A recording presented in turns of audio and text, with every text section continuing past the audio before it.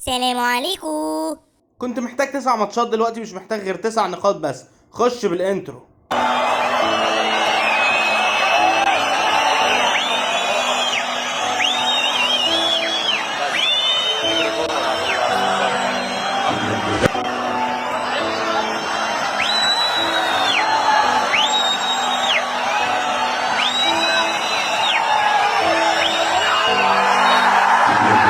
وانا زملكاوي العب مهما تفوت سنين، حبه ما توصفوش حكاوي، ما انا اصلي صوته حارسه الامين، عينيا دي ما بتشوفش غيره، صوتي ما يهدفش الا ليه، تشجيع وفخر الجماهير وده اللي انا اتربيت عليه.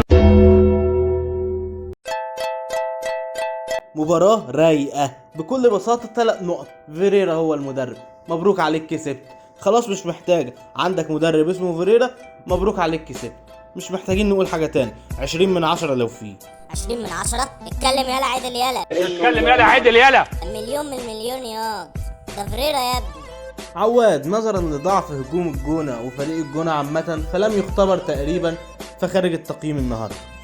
بالنسبة بقى لخط الدفاع فانا شايف برضو ان نفس الاسباب بتاعت عواد، فهم شبه لم يختبروا. مفيش هجوم حلو للجونة، الجونة ضعيف جدا، فاديهم كلهم 9 من 10 وخلاص. ستوب، اقف عندك، اقف عندك. مين ده اللي 9 يالا؟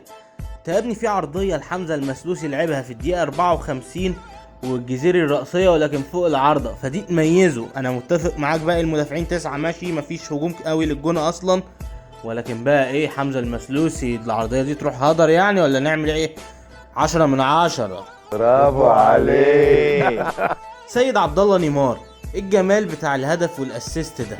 ايه الاسيست الجميل اللي اتلعب للجزيري ده نيمار بجد يا جماعة. اجري يا ابني، ده نيمار يا ابني. 9.5 من 10.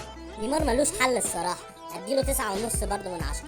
فتوح بقى، بالنسبة لفتوح عمل ماتش النهاردة كويس جدا، اتحسن عن الماتشات اللي فاتت كتير، اديله 9 من 10. بالنسبة لفتوح 8.5 عشان ابقى مختلف عنك، ما يقولوش ان انا بقلدك على مين يالا. بالنسبة لعبد الغني ماتش عالمي في نص الملعب، 9.5 من 10 طبعا، مفيش جدال ولا خلاف عليه، وانت اكيد برضه هتقول كده. نخش بقى على يوسف اوباما اللي عمل ماتش كويس جدا النهارده من وجهة نظري، فاديله 8.5. لعب كويس النهارده.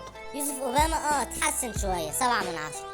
زيزو والجزيري نجوم المباراة، 10 من 10 الاتنين طبعا، ملهمش حل. ايه اللي زيزو بيعمله ده، والجون التاني اللي زيزو عمله ده، والجزيري لعبها كده من فوق الحارس وزيزو يعمل ايه ده. لا 10 من 10 الاتنين. ماتش كبير الصراحة، سواء لزيزو او للجزيري. طبعا الجزيري اديله 9.5 وزيزو اديله 9 من 10. ها اوعى يا اخي اتقي الله بقى، ما تديهم 10 من 10. بقيت رخم بقى يا اخي، خلاص هتدنك طول حياتك تطبيل كده. وطبل يا عم طبل عشان تاكل عيش. طبل.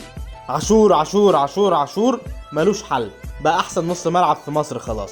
عبد الله السعيد مين، فرجاني ساسي مين، معرفش مين.